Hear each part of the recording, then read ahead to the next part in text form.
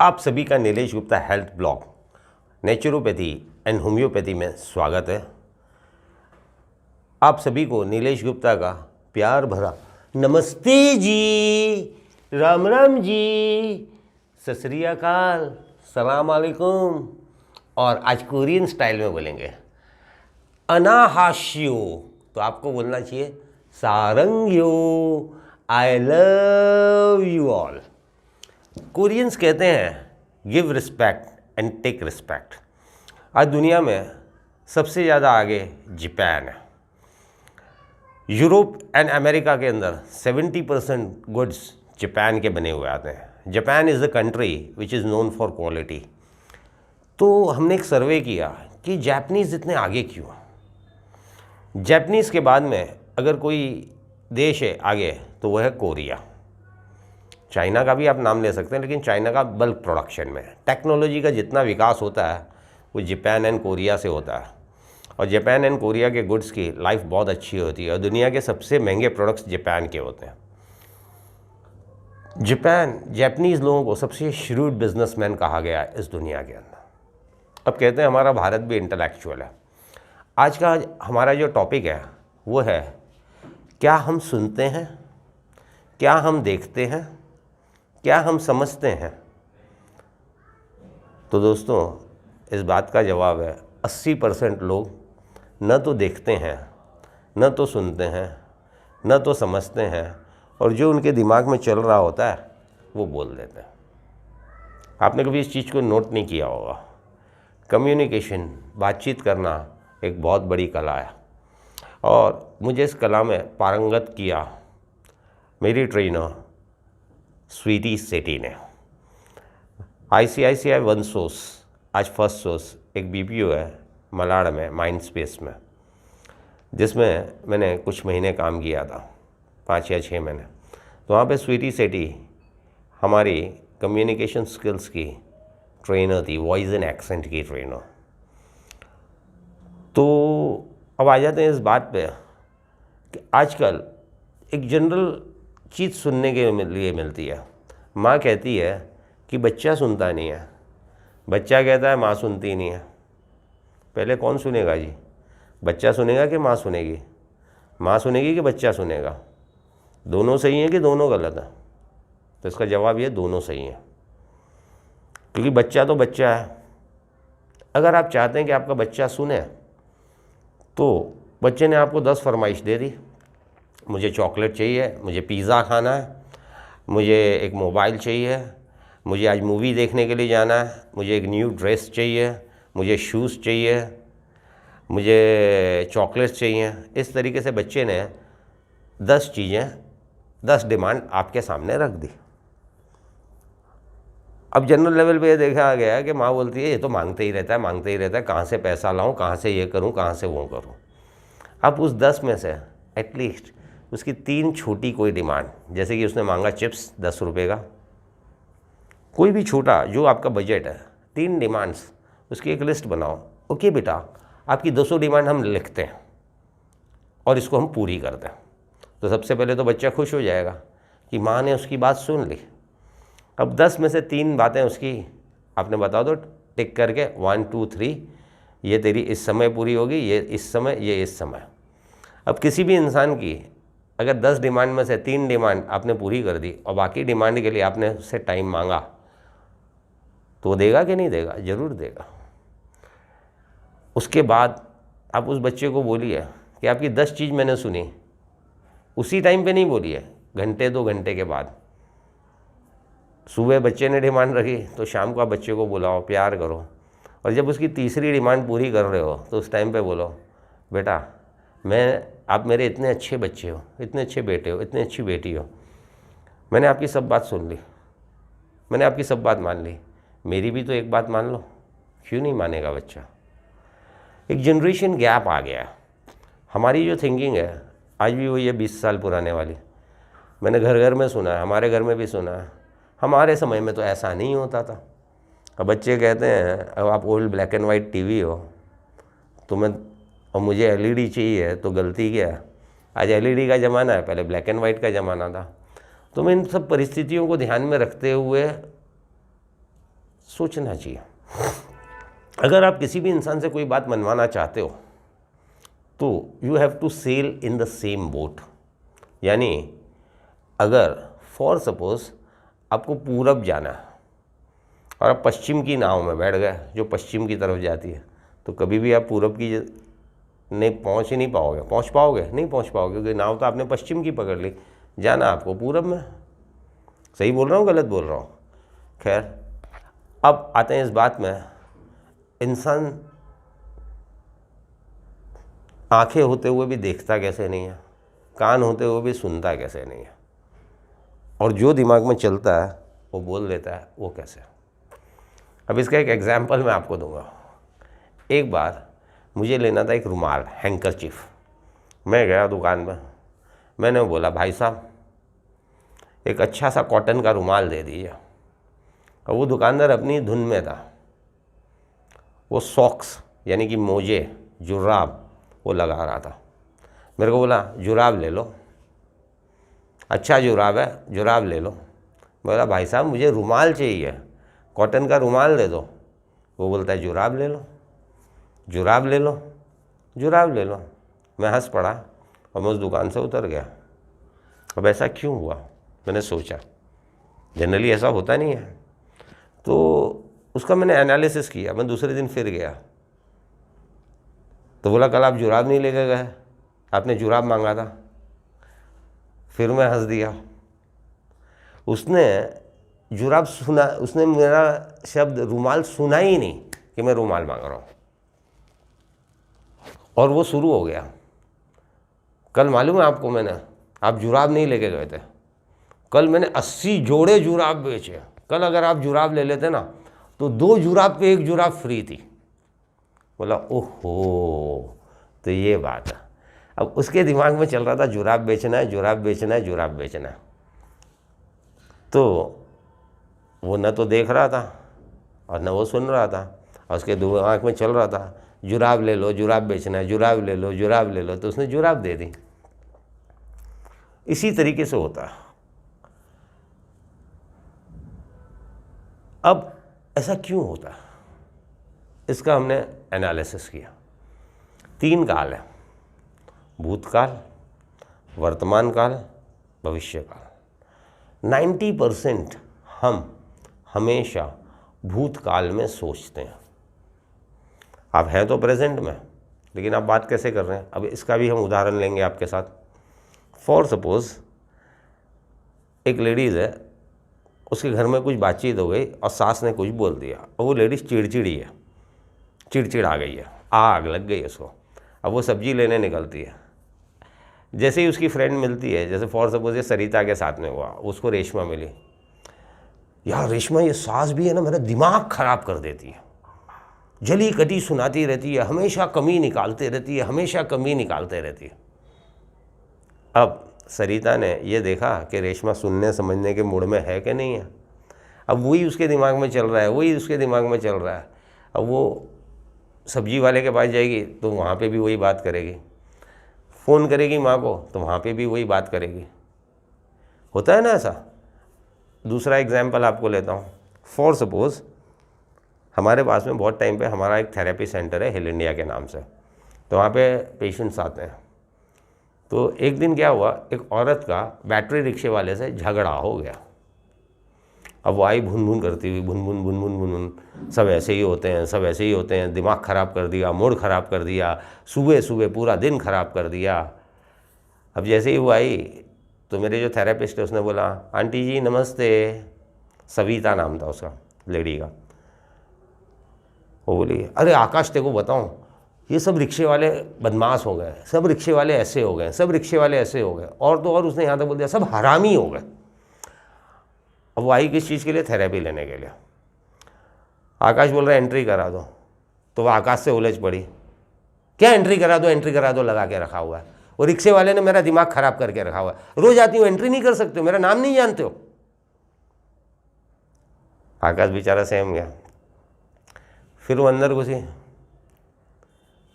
जो उनका ग्रुप बन जाता है, ग्रुप में, अरे क्या बताऊं यार, वो रिक्शे वाले ने ना दिमाग ही ख़राब कर दिया, आज पूरा दिन ख़राब हो गया, मूड ख़राब हो गया। ये करना था, वो करना था। अब वो 2 घंटा सेंटर में थी और 2 घंटा वो वही बात कर रही थी, वही बात कर रही थी, वही बात कर रही थी। अब ये 2 एग्जाम्पल्स जो मैंने आपको लिए और बताया, उसके पीछे कारण है, बहुत ही साइंटिफिक रीज़न आपको बताता हूँ। हम कोई भी चीज़ देखते हैं ना, उसके बारे में सोचना शुरू कर देते हैं। जैसे कि फॉर सपोज़ मैंने एक किताब ऐसे उठाई, अब आप सोचेंगे ये किताब को देख के कोई पढ़ रहा है, ये किताब क्यों उठाई, इस किताब का कलर क्या है, इस किताब में लिखा क्या है, याद नहीं था इसके लिए किताब उठाई, किताब में देख के बोलता है कितना। अब देखिए एक किताब की बात और इतनी सारी बातें आ गई। अब इस चीज़ का भी हमने एक सर्वेक्षण किया, हमने हमारे एक बोर्ड के ऊपर लिखा राजू खाना, और हमने 60 लोगों से क्वेश्चन किया। अब हमने लिखा था राजू खाना, आधा अधूरा लिखा था। तो कोई बोला राजू खाना खाता है, कोई बोला राजू खाना बनाता है, कोई बोला राजू खाना लेने जाता है, किसी ने कहा राजू खाना नहीं खाता है, किसी ने कहा राजू को खाना अच्छा नहीं लगता। अब हमने तो सिर्फ लिखा था राजू खाना, बाकी का जवाब किधर से आया? जिसने जो सोचा वही उसने बोल दिया। तो 90% ऑफ द टाइम हमारे साथ में यही होता है कि हम 1 सेकेंड में किसी भी चीज़ को देखते हैं तो 2 ख्याल आता है, तो 1 मिनट में 120 ख्याल आ गए, 1 घंटे में 7200 ख्याल आ गए। अब 15 घंटा आपने टेलीफोन पे बातचीत की, मार्केट गए, किसी को देखा, किसी की शक्ल देखी, किसी का कपड़ा देखा, किसी का चश्मा देखा, किसी की ड्रेस देखी, किसी का डिज़ाइन देखा, कोई पेड़ देखा, कोई पौधा देखा, कोई गाड़ी देखी, कोई एक्सीडेंट देखा, किसी को चिल्लाते हुए देखा, किसी को रोते हुए देखा। लाखों इंसिडेंसेस हम आँखों से देखते हैं, और जैसे ही हम देखते हैं हम सोचना शुरू कर देते हैं। दोस्तों, आपको शायद मेरी बात पे यकीन नहीं होगा, अगर हम 8 घंटा बात करते हैं ना, तो 15 मिनट सिर्फ काम की बात होती है, बाकी पौने 8 घंटा जो हम बात करते हैं ना, उसका हमसे और सामने वाले से कोई देना लेना ही नहीं होता है। कभी सोचिएगा आप इस बात पे। जैसे कचरे का डब्बा फुल हो जाता है ना, उस तरीके से इस ब्रेन में है ना लाखों विचार घुस जाते हैं, यानी ये डस्टबिन भर जाता है। और सबसे बड़ी चीज़, भूतकाल का मतलब क्या है? वो भूत है, भूत। भूतकाल में सोचोगे तो भूत प्रेत बाहर निकलेंगे। हमारे दिमाग में हमेशा कुछ न कुछ चलता रहता है। और गीता में लिखा है, ध्येय को सामने रखते हुए कर्म किए जा और फल की इच्छा मत रख। हम कोई भी काम करने के पहले सोचने लगते हैं। जैसे कि फॉर सपोज किसी को बोलो जिसको इंग्लिश नहीं आती है, आप इंग्लिश सीख लो, बहुत अच्छा है वो। नहीं बाबा, मैं इंग्लिश नहीं सीख सकती। किसका सोच है? किसकी सोच है? आप एक चौकीदार है, उसको अंग्रेजी सिखाने के लिए बोलो, सीखेगा? नहीं सीखेगा। एक ऑटो ड्राइवर है, उसको कोई अच्छी बात बताओ, वो बोलेगा चल चल, मैं तो अपना ऑटो ड्राइवर ही रहूँगा, मैं तो ऑटो ही चलाने के लिए पैदा हुआ। तो एक मानसिकता हम बना लेते हैं, हम अपने आप को एक घेरे में डाल देते हैं, और उस घेरे से हम बाहर नहीं आ पाते। मैं ये कर सकती हूँ, मैं ये नहीं कर सकती हूँ। जब हमारे अंदर ईश्वर है, आत्मा है, तो हम क्यों कौन सी चीज़ नहीं कर सकते? और इस दुनिया का सबसे बड़ा रोग क्या कहेंगे लोग? लोगों ने अपने जीवन को व्यर्थ हम गवा रहे। जो हो चुका, कोई दुख, कोई सुख, कोई गम, वो होना था, हो गया। अब उसके बारे में सोच सोच के क्या फ़ायदा? हम सोचते हैं मैं क्या करूं? लोग बोलते हैं मैं कमाता हूं, लोग बोलते हैं मैं भला करता हूं। दोस्तों, एक बात याद रखिए, मैं मिट्टी हूं। न तो मैं किसी का बुरा कर सकता हूं, न तो मैं किसी का भला कर सकता हूं, लेकिन मैं अपने कर्म सुधार सकता हूं और मैं अपना जीवन सुधार सकता हूं। क्योंकि जब कोई भी इंसान पैदा होता है तो उसकी नियति लिख दी होती है ऊपर वाले ने, इस समय ये होगा, इस समय ये होगा, इस समय ये होगा, इस समय ये होगा। गीता में 3 चीज़ का जिक्र है, तीव्र, तीव्रता, तीव्रतम। यानी कि एक पानी बह रहा है तो कुछ छोटे मोटे कंकड़ आएंगे तो भी नदी में पानी बहेगा, कुछ बड़े बड़े पहाड़ आ जाएंगे, शहर आ जाएंगे तो भी पानी बहेगा, कुछ और भी बहुत बड़ा ऑब्स्ट्रक्शन आ जाएगा, रुकावट आएगी, लेकिन फिर भी नदी की नियति है उसे समुद्र में मिलना है। तो हम कभी कभी है ना ऊपर वाले का काम करने लगते हैं। अरे मुझे बहुत चिंता हो रही है। आपके चिंता करने से क्या होगा? अरे मेरे बच्चे की बहुत चिंता रहती है। बच्चा पैदा आपने ज़रूर किया, आप उसके लिए कर्म भी करिए, लेकिन उसकी नियति ऊपर वाले ने लिखी है। आप सिर्फ संस्कार दे सकते हैं, आप अपना कर्म कर सकते हैं, लेकिन उसने क्या कर्म किया है, उसकी क्या नियति लिखी है, ना आप जानते हैं ना मैं जानता हूँ, वो सिर्फ ऊपर वाला जानता है।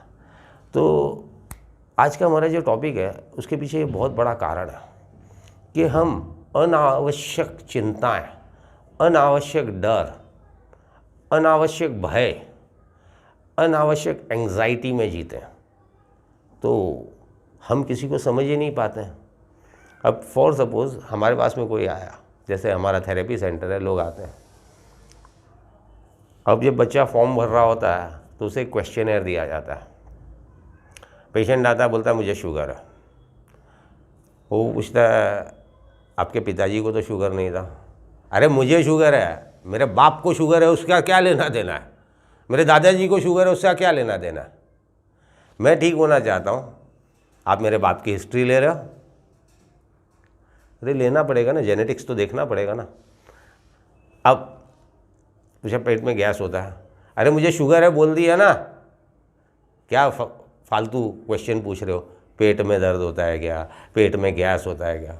अरे भाई डायबिटीज़ जो है चयापचय की प्रक्रिया की बीमारी है, उसे क्वेश्चन करना ही नहीं दिया। अरे मैं शुगर का इलाज कराने आया हूँ, आप इतनी पूछताछ कर रहे हो, ऐसा लग रहा है जैसे मैं पुलिस स्टेशन में आ गया हूँ। तो ये चीज़ है। और एक बात आपको मैं बताता हूँ, मैंने मेरे गुरु से एक बात सीखी। पहले मैं हर जगह पे सोच के जाता था, यहाँ पे जाऊँगा, ये करूँगा, वो करूँगा, ऐसा करूँगा, वैसा करूँगा, ऐसे बात करूँगा, ऐसे बात करूँगा, ये ऐसे ऐसे काम कराऊँगा। अब वहाँ पे जाते हैं और सामने वाला एक बाउंसर फेंक देता है तो हमारे दिमाग को झटका लगता है। तो मैंने एक बार मेरे गुरु से बोला, मैं जो सोचता हूँ वो होता ही नहीं है। बोला आप जो सोचते हो कभी होगा ही नहीं। बोला कारण? बोला आप जहाँ पे जाते हो वहाँ का पहले देखा, वहाँ का वातावरण क्या है, सामने वाला क्या चाहता है, सामने वाला क्या नहीं चाहता है, सामने वाले की सोच क्या है, आपने सुना? तो मेरे गुरु ने मेरे को बोला, बेटा इस संसार में जितने साधु संत हैं, जितने बुद्धिजीवी हैं, वो आप 100 लाइन बोलोगे ना तब वो 1 लाइन बोलते हैं। और हमारे यहाँ पे चलन पूरा उल्टा है। किसी ने 1 लाइन बोल दी ना तो 10 लोग बोलना शुरू कर देते हैं। कहने का मतलब मछली बाजार लग जाएगा, चाऊँ माऊँ चाऊँ माऊँ चाऊँ माऊँ चाऊँ माऊँ। तो कभी भी अपने दिमाग को आप शांत रखिए, शांत। और जब आप किसी से वार्तालाप करते हैं तो अपने आप को पहले न्यूट्रल कर दीजिए। अब फॉर सपोज़ किसी ने बोला आया आपसे, अरे मेरा हाथ जल गया, तो वहाँ पे अगर 4 औरतें खड़ी होगी तो कोई बोलेगा बरनौल लगा देता, कोई बोल देगा पानी में डाल देता, कोई बोलेगा सरसों का तेल लगा देता। अरे भाई सामने वाले ने ये बोला मेरा हाथ जल गया, उसने आपसे एडवाइस मांगी। और जब भी आप बगैर मांगी हुई एडवाइस देंगे आप अपने स्तर को गिरा देंगे, क्योंकि सामने वाला चिढ़ जाएगा आपसे। पहली बात, नहीं चिढ़ा तो भ्रमित हो जाएगा।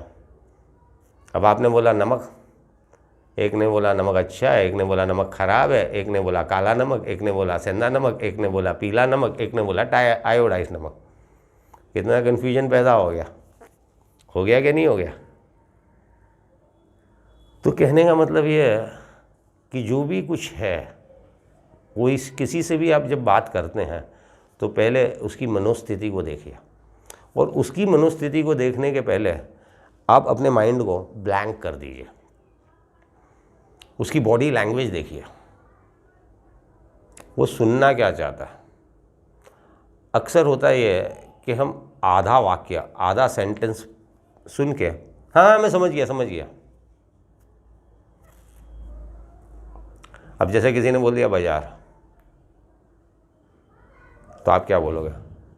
बाजार जाना है, बाजार से कुछ लाना है, वो बाजार होके आई है, वो बाजार होके आया है, बाजार में कुछ हो गया है।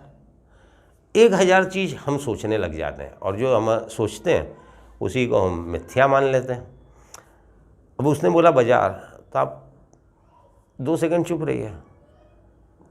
अगर वो आगे बताता है उसको पूछिए बाजार का मतलब क्या है, क्या बोलना चाहते हो। अब आपको एक वाक्या बताता हूँ। एक दिन मेरे घर में मेरा स्टाफ बैठा था और हमारी मीटिंग चल रही थी, क्योंकि सेंटर के सब कैबिन्स फुल थे। हम 4 लोग बैठे थे। कमलेश करके मेरा एक स्टाफ है पियून का, वो आया और बोला काला काला काला काला काला काला काला का, और एक जगह पे घुस गया और वहाँ पे बोलने लगा काला काला काला काला काला काला काला काला। सब उसको देखने लगे। बोला ये क्या कर रहा है। मैंने उसको ऑब्जर्व किया और मैंने देखा कि वो उस कोने में किस चीज़ को बोल रहा है, काला काला काला काला काला काला काला।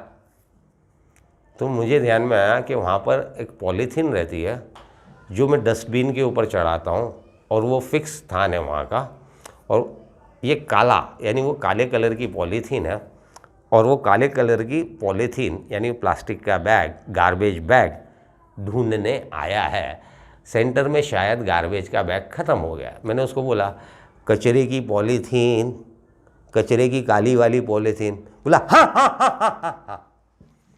अब उसको मैंने, उस जो लड़का मेरे घर में रहता था उसने उस पॉलीथीन को दूसरी जगह पे रख दिया था। मैंने वहाँ पे गया, उठा, वहाँ से उसको 2 पॉलीथीन दिया, फिर वो मेरे सामने खड़ा हुआ। अब बोला दूध दूध दूध दूध दूध दूध दूध दूध दूध।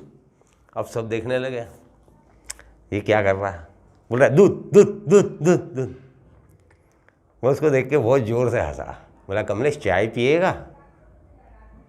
हाँ हाँ हाँ हाँ हाँ हाँ हाँ।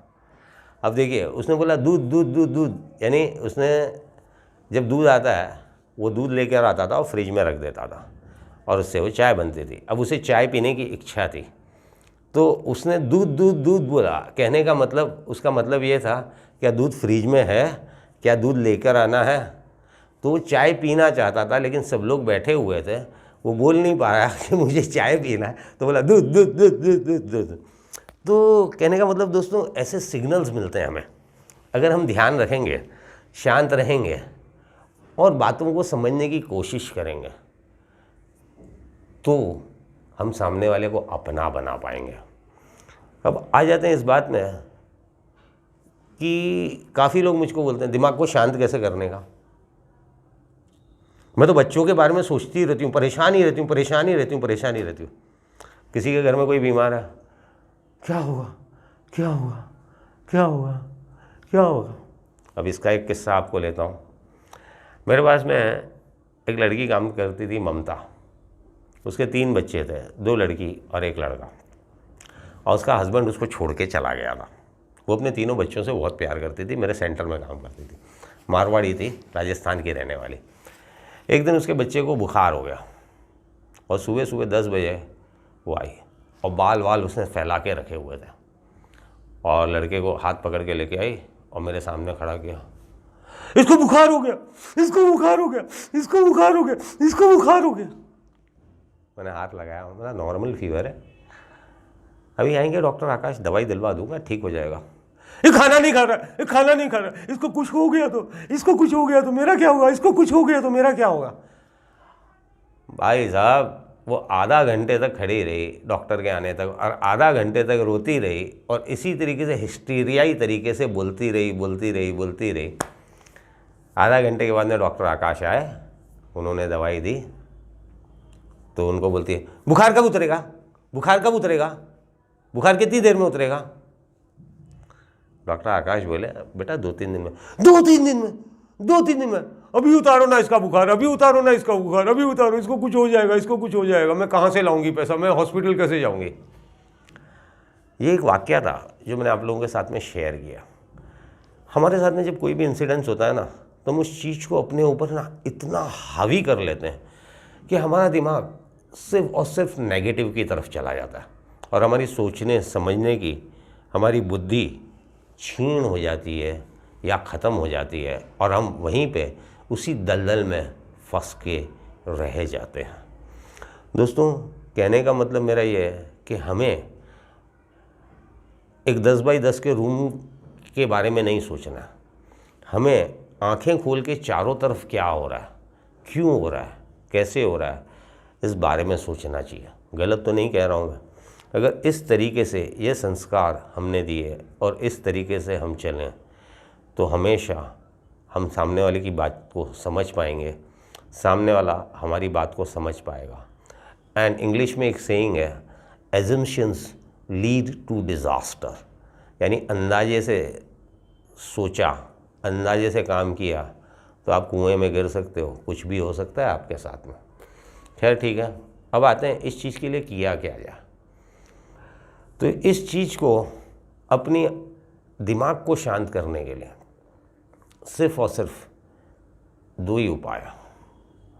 मौन रहिए, ये सबसे डिफ़िकल्ट काम है लेकिन ये सबसे इजी काम है। अगर कोई सामने वाला बोल रहा है, आप किसी से मिलते हैं और आप शुरू हो जाते हैं, वो अपनी बात बोलता है, आप अपनी बात बोलते हो, वो अपनी बात बोलता है, आप अपनी बात बोलते हो। अरे पहले उसको खाली तो हो जाने दीजिए, पहले वो बोल देवे, उसकी बाल्टी खाली कर लेवे, फिर आप मौका देख के उसकी बात को समझ के वो सही समय बोल लेगा या नहीं, ये कभी सोचा हमने? यही चीज़ हमारे अंदर फ्रस्ट्रेशन लाती है और हम कहते हैं लोग सुनते नहीं हैं। क्या हम लोगों की सुनते हैं? नहीं सुनते हैं ना।